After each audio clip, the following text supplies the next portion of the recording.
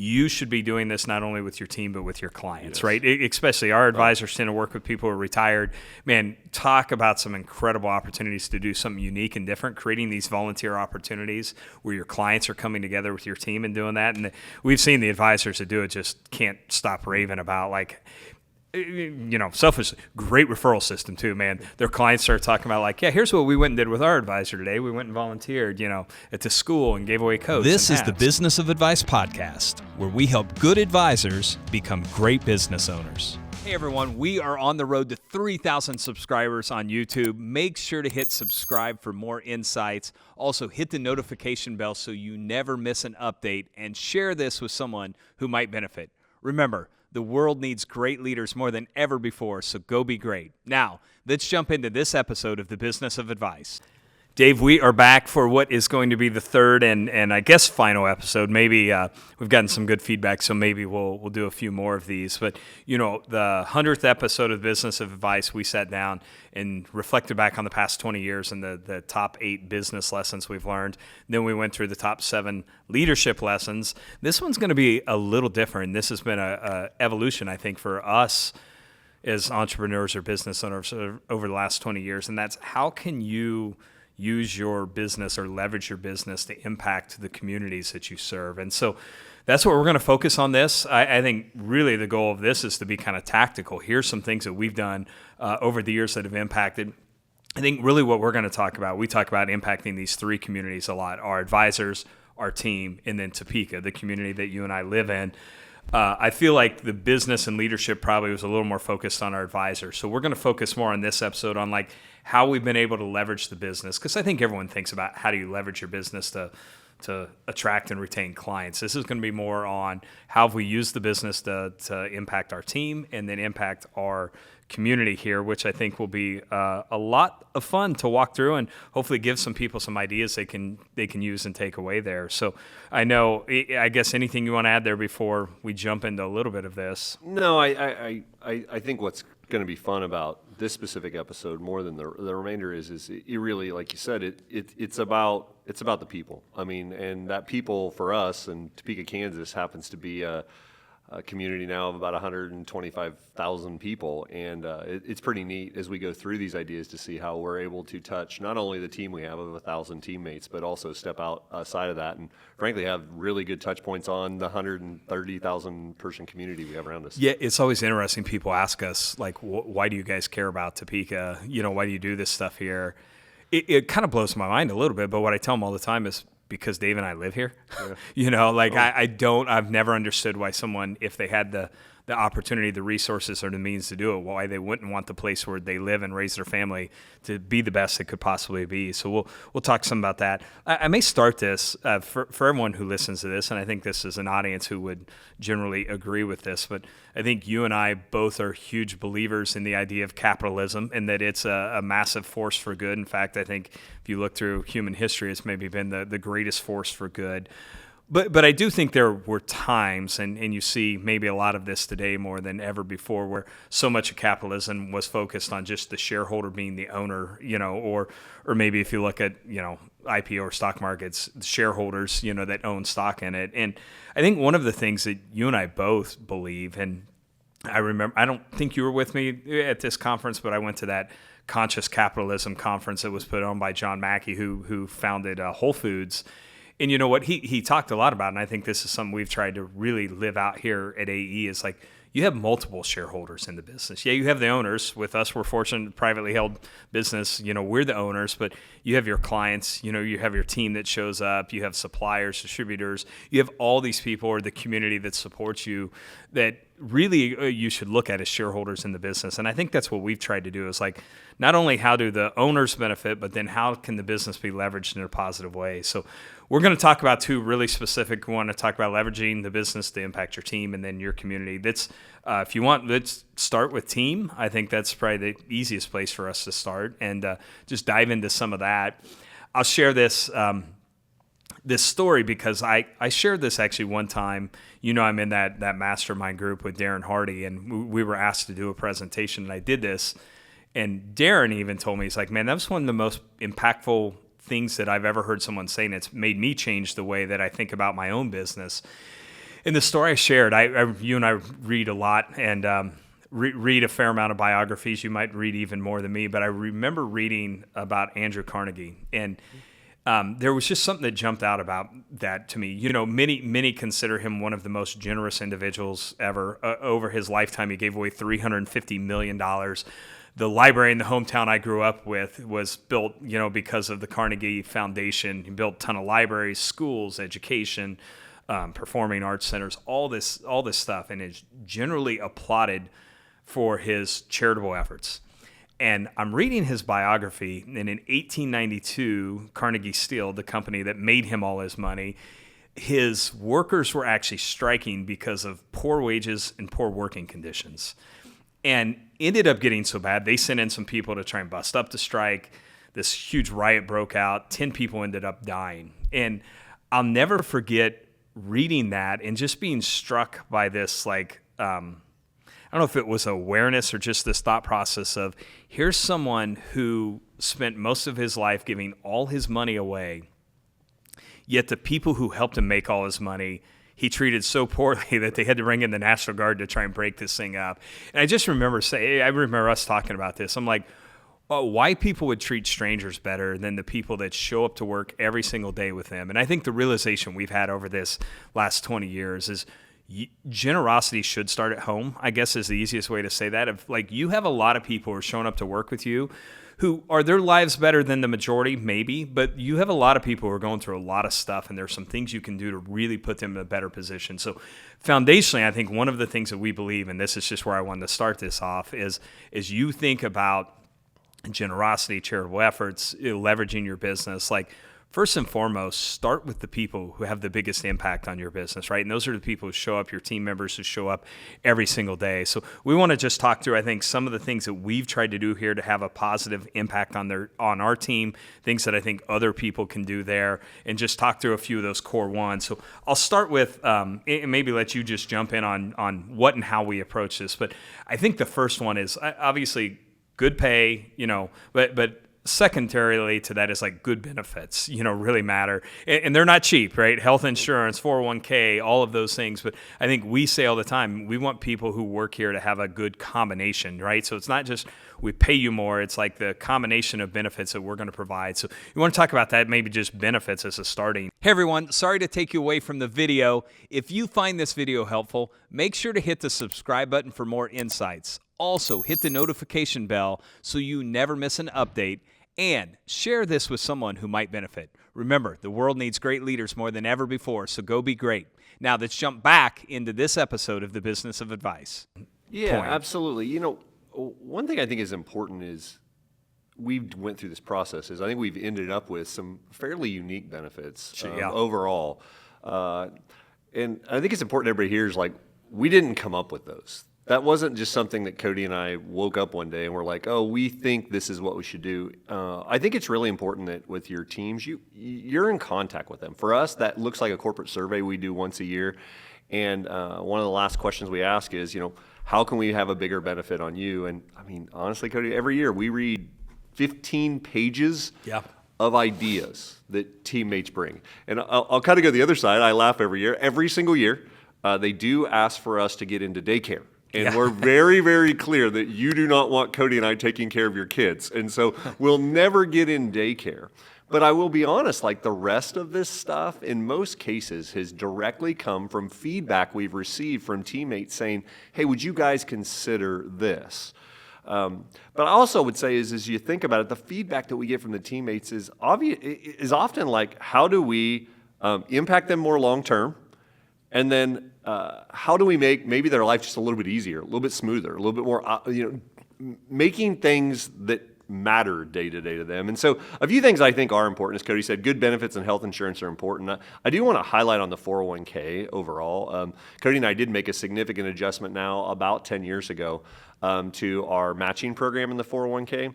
One of my personal fears, just be honest, that I think about, something I never want to have happen is 20 years from now when Cody and I finally do hang it up and retire, I never want to be at the grocery store buying steak while my teammates are buying hamburger. That would just be very disappointing to me. And I think one of the biggest things we wanted to consider is if that's what we want, you've got to have very, very competitive 401k benefits.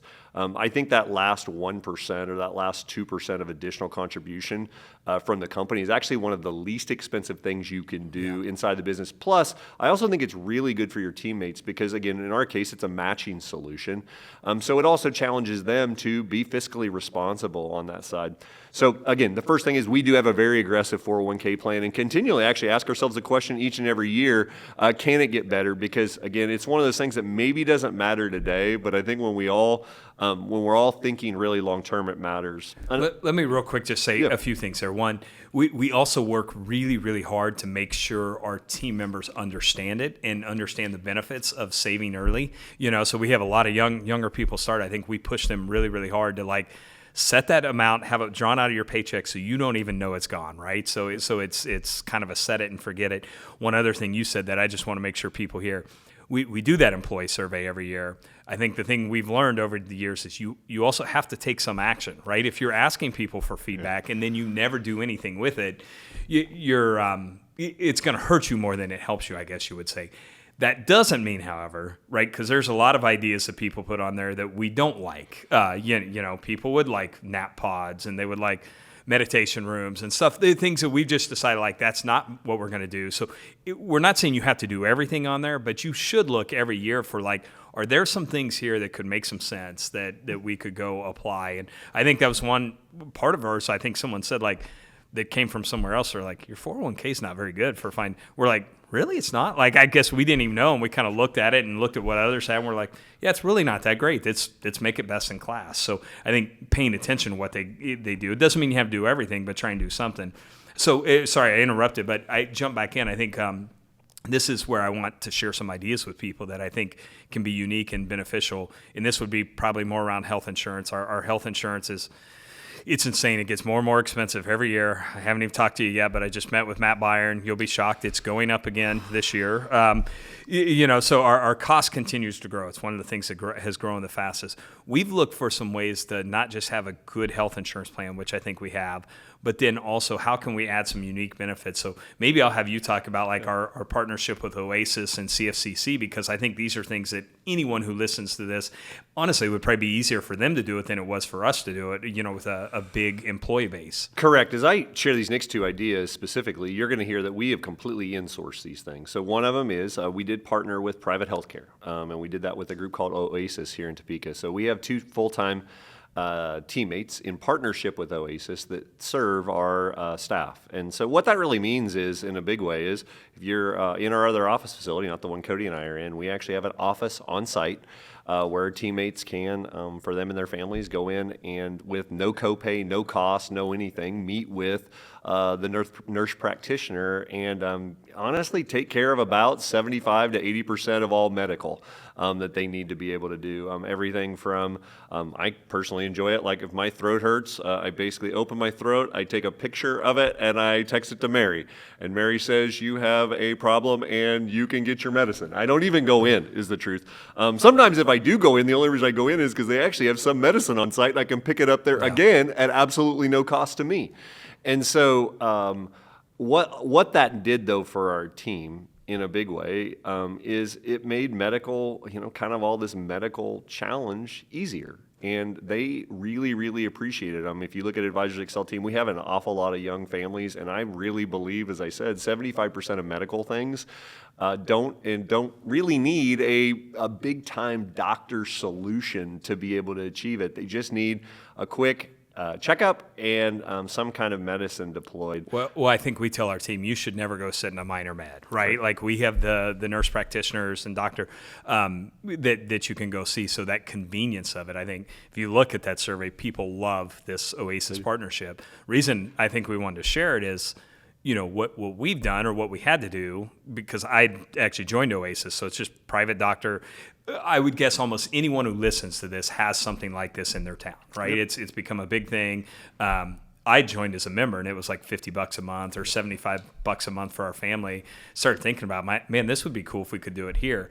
Now, the problem with us is we have at the time, I think when we rolled this out, we probably had 600 employees, so it's like, how do you actually serve that? So what we did with Oasis is we pay for 2 full-time nurse practitioners. They work for Oasis.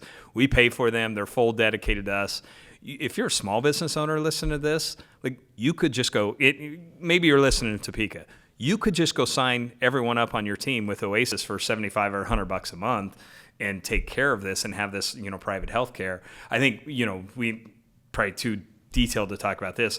We do self-insure the majority of our health insurance plans. So we've actually almost been able to pay for this now by getting people, instead of, if you're sick, going to minor med where we're going to get charged whatever for the visit, go to Oasis and it's free. That starts to add up for us too. So I think just anyone who listens, that is a super easy benefit that you could go add for your team. That, would you say, top 3 benefit right now that people enjoy here? It is, and I think you always want to remember that. And it's one of those top 3 benefits because it doesn't only affect just the teammates. It impacts the teammates' families. Yeah. And I think that's such a huge deal. Yeah, especially if you have kids, right? Correct. That's where I think I've been twice, and our kids have been 20 times. Correct. So. And I appreciate the texting service. It's a huge deal. I want to just emphasize that. I know Cody said it, but just hear that. If you have 10 teammates, this may be a $12,000 cost. I just want you to hear that. Like, this isn't something that's going to revolutionize the world in your cost side, but I think the benefit way offsets it. Let me give you a second one. And we actually started this in partnership with a local mental health organization, therapist organization, a CFCC. Where we were actually allowing teammates to go over and they could do up to, I think it was like 5 visits, and we were covering the costs for this. For them to be able to do that on an annual basis. All we received was a bill. Their name was never on there. It was completely confidential, all the things that went into it. That's evolved to where now, in partnership with CFCC, we now... Kind of like we do with Oasis. Correct. Really, right? Same thing. Yep. 2 full-time therapists here that can serve not only our teammates, but their families with... And instead of being 5 visits, now it really is true long-term therapy for those people that need it, assuming the group can handle it. I think this is huge for people, and it really is. The need is out there. This is something that is very, very needed. And I found it interesting is our team is winning there. Again, we still don't know who's going over there. We don't get the information. Cody and I do get a report on a twice-a-year basis of some of the challenges we have in our organization. So they kind of aggregate the problems and share those with us. I think those are good for Cody and I to know as we think about our overall team. But one thing I love about this service, again, is it extends past the teammates. It extends down to their family. It extends to their children.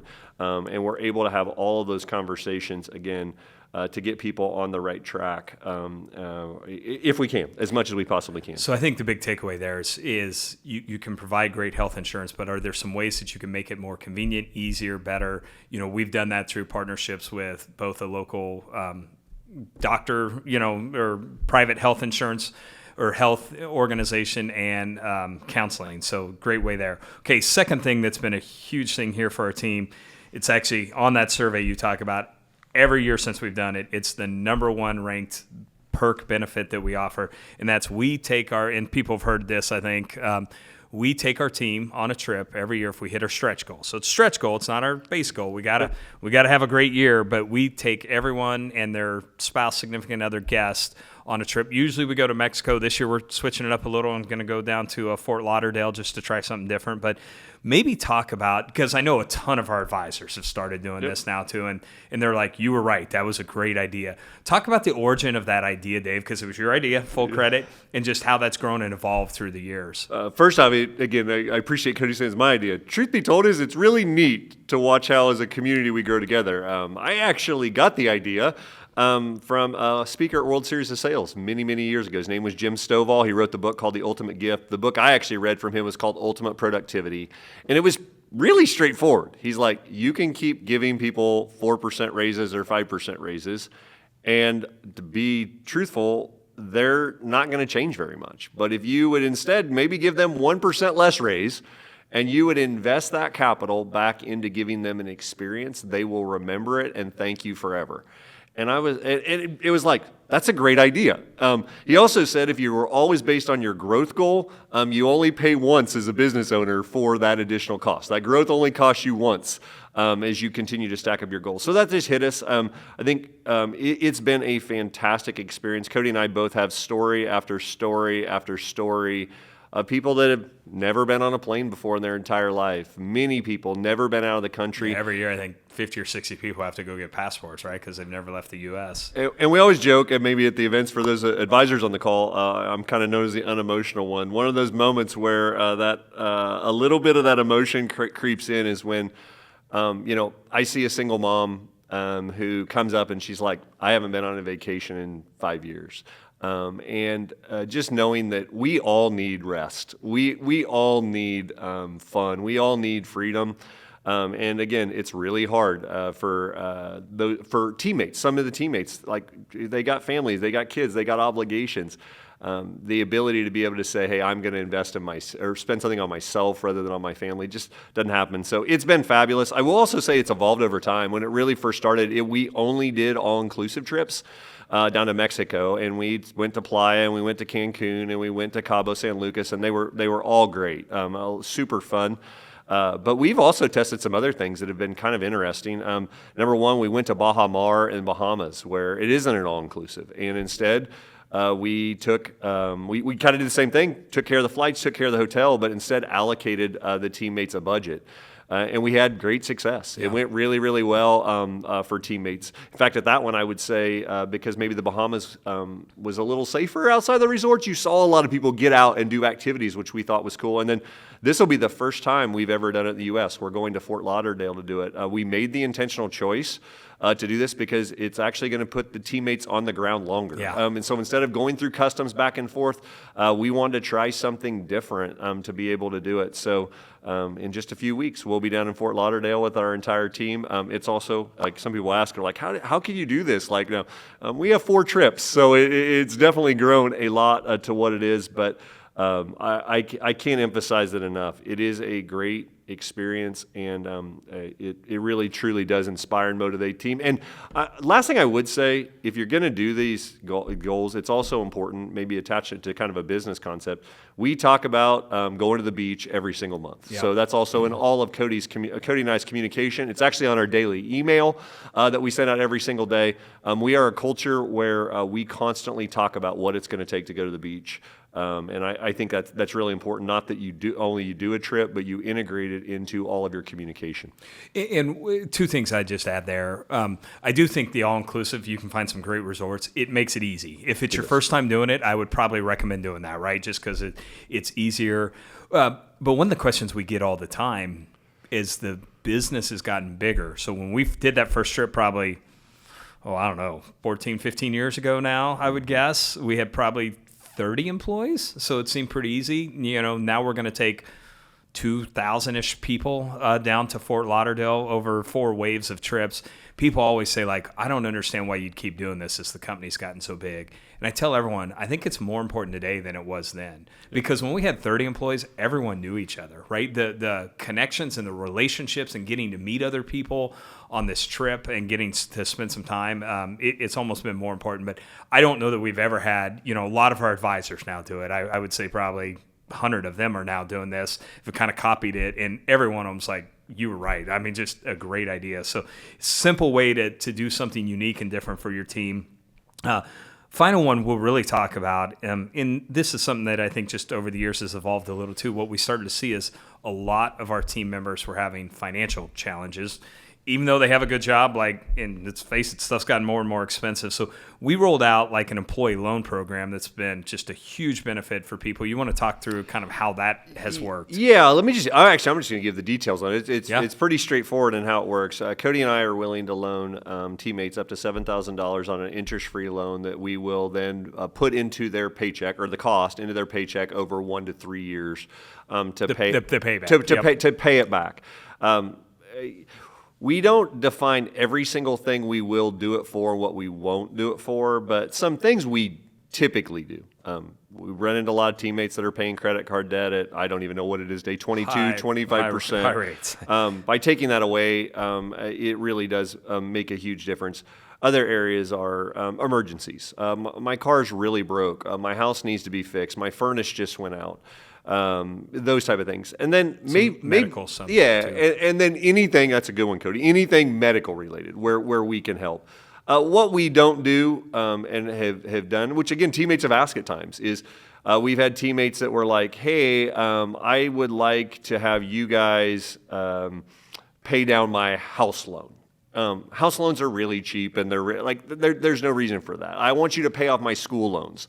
Well, again, transferring one loan at 7% over to us at no interest are things that we haven't done. There's also been just some situations where it was an expense that was maybe not needed. It was kind of a want, and if it was more of a want, we've avoided those. But we do have an awful lot of teammates that have taken advantage of this, not taken advantage, or have used this is a beautiful bridge. All of those financial costs I just explained, my furnace going out, my credit card debt, creates stress. And that stress comes to work, and there's no way around it. And us being able to relieve that in a simple way has been a really, really big deal for many teammates. It also evolved into, because we started to realize how many teammates were struggling with this, because we do have a decent amount of teammates that have these loans. And we're like, wow, if we have this many teammates that have these loans, how can we ensure that maybe they don't need these loans? And so we also installed at AE an internal financial coach. And that internal financial coach is there to support our team. This isn't somebody selling them product. They're not selling them annuities or selling them wealth management. They're also not coaching them on their allocations in the 401k plans. They're not telling them, hey, I would recommend growth versus value. This teammate is really focused on budgeting, debt consolidation, and other financial issues where they can be helpful. Really, if you think about it, it's about financial fitness of the individual, not so much about product sales for the individual. And again, we've had that teammate. We had one phenomenal teammate for a couple years, and then we've just added a new one as that teammate actually moved. What's neat is to watch those run together. An employee loan program showed us the problems and maybe some of the challenges, and we were add value to the teammates. And then we were able to go to the next step, which is if we got these challenges, let's add more value to our teammates in these conversations. And one thing I've never thought about, obviously we work with advisors, a lot of them listen. They could provide that service for free for their team if they're not doing that, right? Sit down and be their advisor to really help them make wiser decisions there. So I think that's a good one. You said something on our last one, leadership, and I think I said, a good shepherd always knows the condition of their flocks. And I think the other thing just through the years, and I don't know how else to say this, of like, if you have the means or the opportunity and you can write a check or help someone out, like, do it. I don't know if you have any just thoughts around that. Well, I tell you what, I remember. Well, just a couple things for you guys to think about. First off, I think you need to let your teammates, your leaders, you're leading, again, different organizations are different size. For Cody and I, we've shared with our leaders, if somebody's got a challenge, health challenge, somebody passes away, something went crazy in their life, we expect you to send that note to Cody and I. And so Cody and I, we probably get 50 of these a year, almost one a week, where there's something going on with, as Cody says, our flock. And I tell you, the first thing I do always, I think in just the easy way, is I say, can you please give me their cell phone? And I make that intentional choice to text them, as does Cody. Like, we connect. Like, that's the first thing you can do. I think the other thing, I remember Andy Stanley had one of his leadership podcasts. He said, do for one what you wish you could do for all. I tell you, over the last 20 years of AE, I think one thing I sometimes got my head wrapped up in is, well, if I do something really nice for one person, do I have to do that for everybody? An expectation. Yeah, for everyone. And I've given up on that. Yeah. I think that's a terrible expectation. I just think it's crazy. And so now I see Cody and I do this regularly. A lot of times we'll see a situation, and yes, somebody has got a real problem, and $5,000 will make a difference. There's nothing said about it. There's nothing done. It's just put that in their paycheck. Let's make sure that gets taken care of. And don't worry about the impact of, well, you did it for them, why don't you do it for everybody? If anybody ever says that, they just won't be here. I know that sounds really harsh, but like I said, we're an organization that shows care for each other. So don't miss the opportunity to do those small touches along the way. They matter forever to the teammates that you do those for, but they also feel great for you and I to make sure we're doing the right thing. And so we talked about in the business when we said, you have to focus on the culture, and as you get bigger, it becomes more important.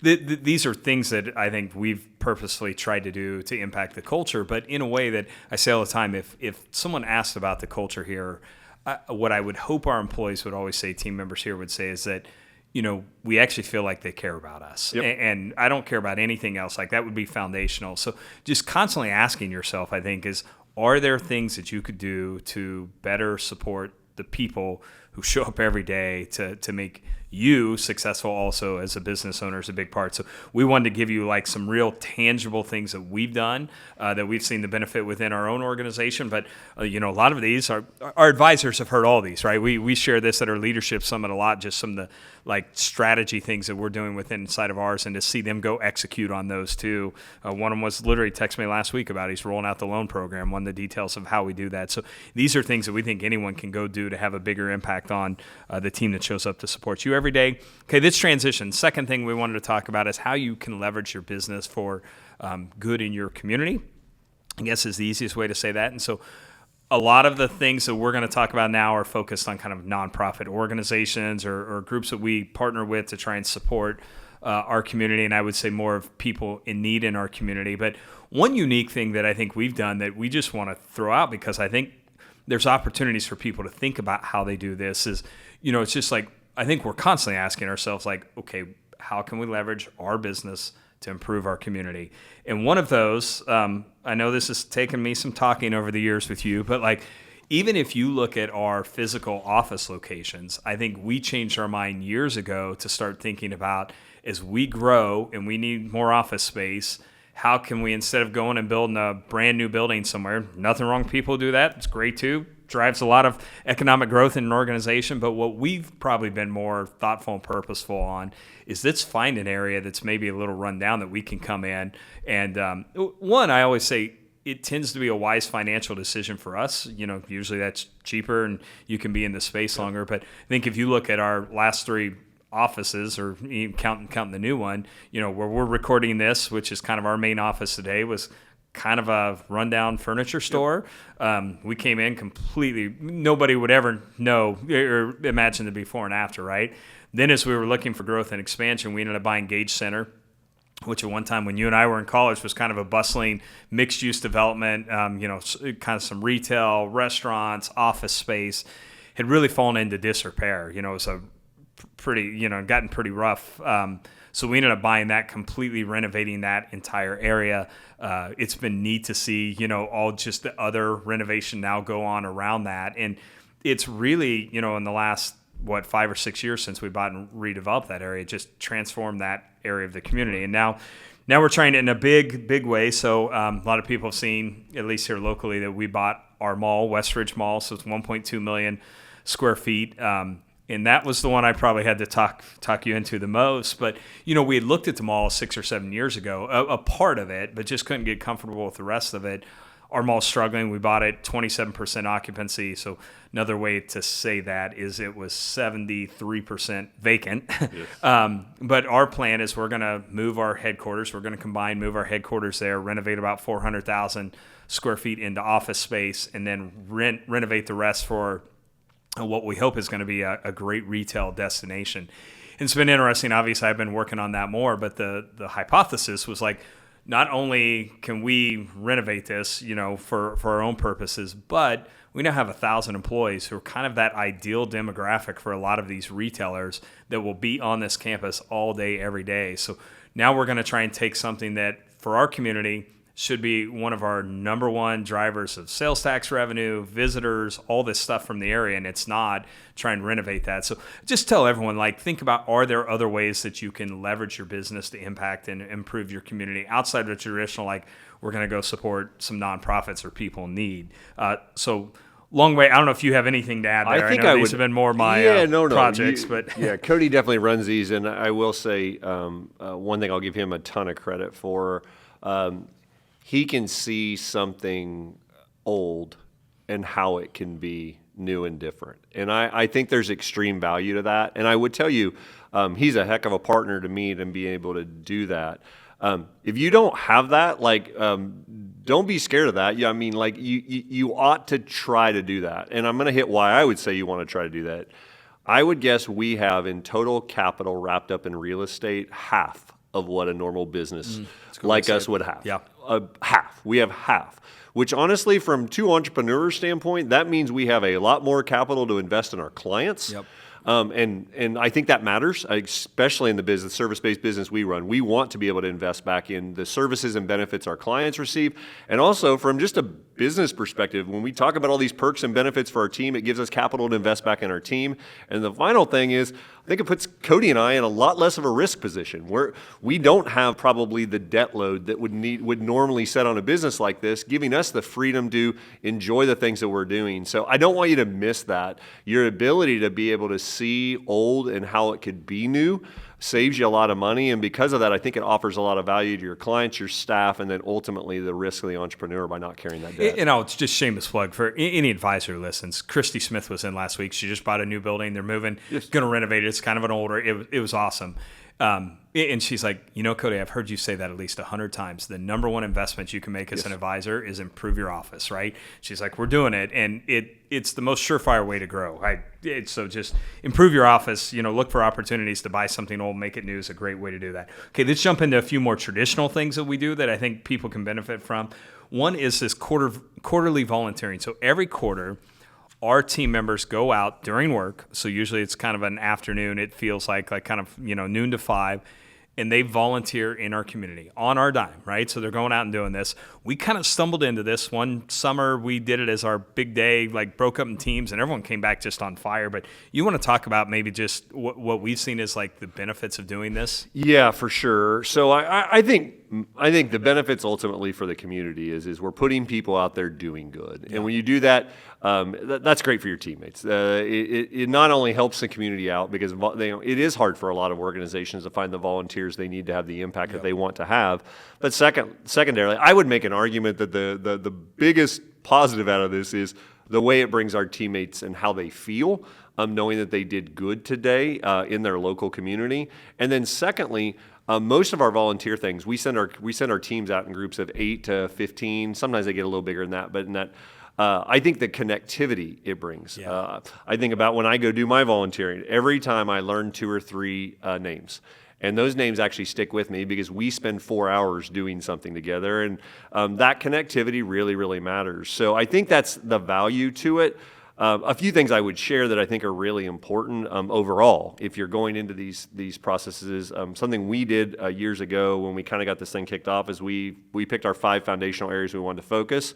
It was kids and education, it was hunger, it was poverty, it was financial literacy, and then we added mental health a few years ago to it as our 5 core tenets. I think those are important because if you get too wide, I think it just gets if you get too wide, your impact doesn't get to be as much. I think a little more focus trumps the width of what you do. I might challenge our advisors, maybe pick 1 or 2 key areas and focus in on those. That's been really good for us. But overall, the idea of doing this, I think, is super impactful on their team. One last story I'll tell before I kick it back to you is Cody and I used to do every final interview of every teammate that joined Advisors Excel, and often the last question would be something like, why do you think you'll be a good fit here, or why are you excited to come to work here? And I would say 70% of the people would say something close to this. They would be like, what we see you guys doing in the community, if you care that much about the community, I can't imagine how much you care about your teammates. And it was just like, oh, this is working because that volunteerism was one of the core things we were doing where our teammates were getting out and doing this. I would say the other benefit, to us, I think that we've seen is playing off that is you're getting servant-minded people coming in, right? So it's people who like to serve already, and we're in a service-based business, so they see us doing that. They're like, that's cool. We want to be a part of it. I think, I know my last one I went out on a habitat build, so I knew some of the people I was working with out there from AE, but hadn't spent a lot of time with them. You're building a house for 5 hours. You get to know them pretty well. Great conversation, backpack lunches, stuff like that. There's so many cool things that they can do. I think one of the challenges we've run into is now as the company's grown is almost finding volunteer opportunities. So what we don't want to do is go just waste people's time, right? Just to say we're doing it. Not real big into virtue signaling here. So one of the things that I think we've started doing is creating some of our own. And this is the other thing that I think is kind of neat. So I think there's 3 big things we do. I'll lay them out. Maybe you can just talk about them. We call it our Kohl's Christmas shopping. Then we do our Seasons of Sharing, and the final one is our Sheldon, I don't even know what we call it, kind of Sheldon Coat and Shoe, giveaway or that. So maybe just talk about those, because I think the other thing you can do is just kind of create your own opportunities to impact your community on top of volunteering. Yeah, I'll go quick, but the Kohl's shopping, every year we coordinate and take a couple hundred kids around the holiday time out where they're going to go one-on-one or two-on-one with our teammates, and we're going to take the kids around, and we're going to get them the things that they need, and then some of the things they want too, which is actually the really fun part. So, you're taking them around the store, you're getting them the clothes they need, you're getting them the shoes they need, you're getting them the hats and gloves that they need. But then some of the joy of all of it is, you get to see them buy a Christmas present for their mom, or they buy themselves a Christmas present that goes along with it. It's probably the one thing our team loves the most, right? Because you get to go spend an hour with a kid, take a couple hours, actually, really taking them around. And, our team does a great job organizing that. Season of Sharing is an opportunity where we put a website out and do some publicity locally where people can submit. Think about it like a wish, and we put parameters around what the expectations are. I think it was patterned after a concept out of Kansas City, which it was, we want to give you a hand up in some aspect of your life. So we have lots and lots of wishes submitted to Advisors Excel, and then we start granting those each day. So we will do 30 wishes at Advisors Excel over 30 days. I tell you, the coolest thing out of that is we will typically have a couple hundred submissions, and what it's led to is we do our 30, and then we publish a book for our team, and then our team actually then will pick up and take quite a few of those. I think on an annual basis we do over 100 of those now, with AE doing 30 and our teammates doing 70. And the last one, this would be an awesome one, and I think it could probably be done anywhere. Again, we have some coordination that goes into it to pull it off, but each year we have Sheldon's a preschool, correct? It is preschool in a tough neighborhood in Topeka, and that we know there's a lot of kids that don't have enough hats, gloves, coats, and shoes. And our team, working with some local partners, actually sets up a store in the school. So you go into the gym, and there are racks of coats as far as you can see. There's stocking hats as far as you can see. There are shoes as far as you can see, and socks. And literally, class by class walks in. We grab the kids, we take them over, we make them fit, and they go home with a bag that day, and it's pretty awesome. It's pretty awesome. I would say, I think there's probably some videos or some stuff on our website if people want to see it. But these are all things. Now, this one, we're partnering with some groups, and it creates some volunteer opportunities. But we're also financially investing in these things too, right? We've tried to create some of our own opportunities and things that are unique to us that our team has grown to love. So I think that's maybe the thing I would say. I say this a lot to our advisors. You should be doing this not only with your team, but with your clients, right? Especially our advisors tend to work with people who are retired. Man, talk about some incredible opportunities to do something unique and different, creating these volunteer opportunities where your clients are coming together with your team and doing that. And we've seen the advisors that do it just can't stop raving about, like, selfish, great referral system too, man. Their clients start talking about, like, here's what we went and did with our advisor today. We went and volunteered, at the school and gave away coats and hats. I wouldn't want to push everybody on this, but maybe a challenge you. I think your clients would be more impressed that if you did a Kohl's shopping event for your Christmas party than the Christmas party you do in many cases. And I don't mean it the wrong way. I just know how much joy they would receive out of that. To be able to do it, and I would guess the amount of effort you would have to put in to pull it off is about the same. That's cool. So I don't think we've ever told them that. We should say that at our next event. Okay, I think kind of final 2 things we want to talk about here. At our World Series event years ago, it was 2009, the first year we did it. And the idea here is, like, can you partner with your clients to raise even more money, right? So 2009, setting it up, we had Dick Vitale coming to speak. He's a huge supporter of the V Foundation. It's actually incredible how much money he has raised for cancer research. $100 million now, I think he's raised. It's just spectacular. But we decided, hey, we'd never done this before. It was only the second year we'd done World Series. We're like, why don't we do a fundraiser the first night? We'll match whatever our clients, whatever the advisors want to donate towards it. And I don't even remember what we raised, maybe 50 grand or 100 grand or something like that. But it just kind of took off from there, right? And what we, I think, saw out of that is like, man, if you can find a way to bring your community together to support something, like it's kind of magical. So I don't know, just any thoughts you have around it that makes sense there for people to think about. I think a couple things we've learned over time is picking a universal style charity. I think is really important. Like we found unbelievable success with Connection with America or the military. Yep. We found great success with kids. Make-A-Wish has been an unbelievable partner. Specifically there, and then we've done a lot of work around cancer and cancer research. I should say cancer research. Picking a universal position like that, I think, is really important. One other bonus I would throw out there if you're really wanting to raise a lot of money, I can't remember exactly which World Series. Cody will help me on this.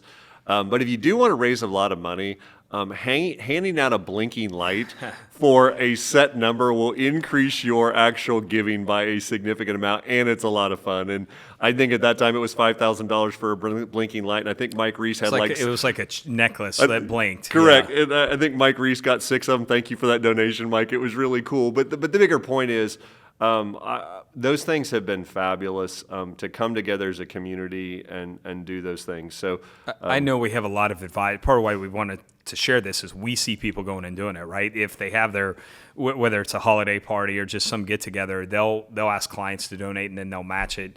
And I do think that's a great point. The universal is something that kind of appeals to everyone. I think Make-A-Wish has been pretty popular with our advisors. Folds of Honor, I know a lot of them have started partnering with Folds of Honor, which is, I think, our number one all time, which provides scholarships to military members who have lost their life or been injured in battle. So those are some great ones there. And shout out my buddy Mark Sparks. That's the benefit of being around other smart people. Remember, he told me that. He did that, and we came home and implemented it, and I bet it raised an extra $250,000. It was just crazy that to get a 20-cent necklace that people gave more money. So. One last thing I would say around that one as we jump to the next one is also being thoughtful on who you pick and having a great speaker. It was interesting to hear Cody talk about the organizations he talked to. You've got to have somebody tell a great story, yeah. And I think it goes better. Cody and I can obviously stand up on stage and do our chats on this, but the best ones we've ever done have had the best speakers on the stage when you're thinking about raising money. So maybe being thoughtful on who you pick. There's lots and lots of needs. You'll never be short on needs out there, but making sure somebody can really, really tell that story, I think, really matters to your overall results. Okay, final thing we want to hear just real quick is also thinking about ways you can support things that can also benefit or support your business, right? So this is done in a way. I'll just speak to this one because we think it's a great opportunity for businesses. We made a donation to Washburn University, which is shout out both grads of Washburn University. They wanted to renovate their business school, right? It's fallen behind other schools in this area, and I think we looked at that and saw here's an opportunity for us to make a gift. To something that's important to us, right? You and I met our first day there at Washburn, but it benefits a few things. One, it grows Washburn, which is important to us because that's the number one school we recruit talent from. We want to continue to create that pipeline. It grows Topeka, right? A thriving Washburn is great for our city. And then it does grow AE because we want the best and the brightest people from there wanting to come work here. Maybe just talk to because that's a very different thing than we've ever done, right? I don't know that we've ever wanted our name on a building. I don't think we've ever really cared about stuff like that, but we saw some opportunity there. So maybe just talk about what you saw and why you liked it, and then also just the benefit of finding some partnership with a local university to build a talent pipeline. I think for anybody trying to build, we talk about building a 100-year company. You're going to need young people. And you're going to need young people over and over and over and over again. And because of that, let's be clear, we want young, sharp, hardworking people to join our teams. And our education systems are there to do that. I think any business really should build deep relationships with their local universities. Yep. I just think it's really important in what you're doing. Because as Cody said, I mean, our number one source of teammates right now is Washburn University. That's what it is. Like Washburn graduates, by far, by a mile, are the most common teammate here. And so my first challenge to you guys is obviously Cody and I went down the line of a large donation and having our name on the school, and that's maybe 20 years in the making to get there. But I would challenge anybody on this thing, if you just haven't went over and talked to the local university, whether that's the School of Business, whether that's the admissions department, just building some relationship, I think you're missing a huge opportunity. Obviously, Washburn feeds us in a big way, but I'll give you another thing that's really cool. Like the K-State, which it's even hard for me to say that out loud, has a personal financial program. And you know what? We're now getting a lot of interns to come over out of that program every summer and being summer interns at Advisors Excel. What I will tell you about that program, I want to highlight that for all of our financial advisors on the call.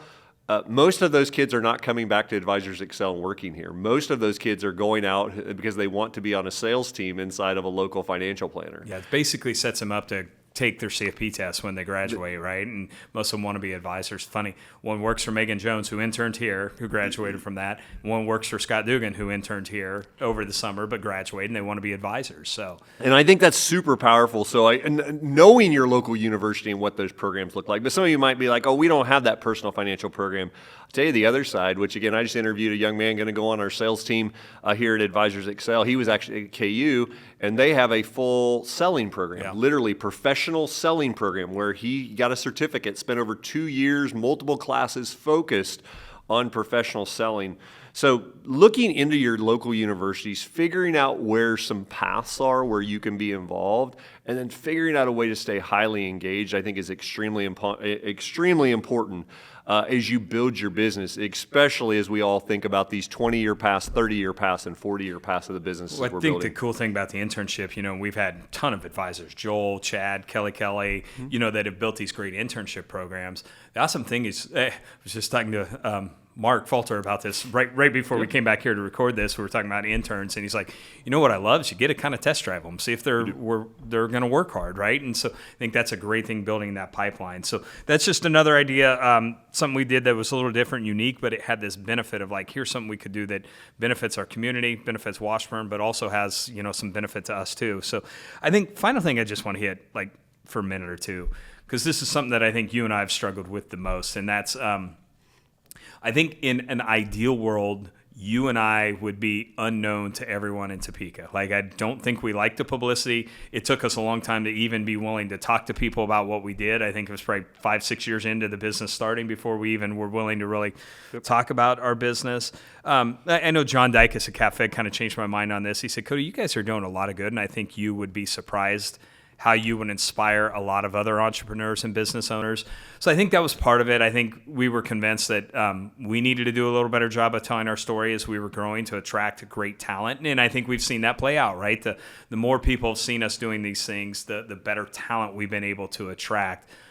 But it still kind of sucks. I think in an ideal world, we still would not be unbeknownst to people out there. But how's your thinking around that changed, I guess, is the best way to say that. And I don't think we do it for the publicity. We do it for the right reasons. But the publicity has had some benefit, not only in inspiring some others. Like one of the companies, I won't say, I'm like, we have matching shirts that we wear out when we volunteer. And then that company a year later went out and got matching shirts, when they do it. So, and it's helped us attract great people. So just any thoughts around that and how to mentally handle that? Well, the one thing I neither one of us really got comfortable with ever was the money being the headline. Yeah. The money being the headline never made any sense to me. I mean, if you guys people could look up, there's no document, it's never been said how much we gave to Washburn, but everybody knows respectfully it was a lot. Like, you don't get your name on a building without it being a lot.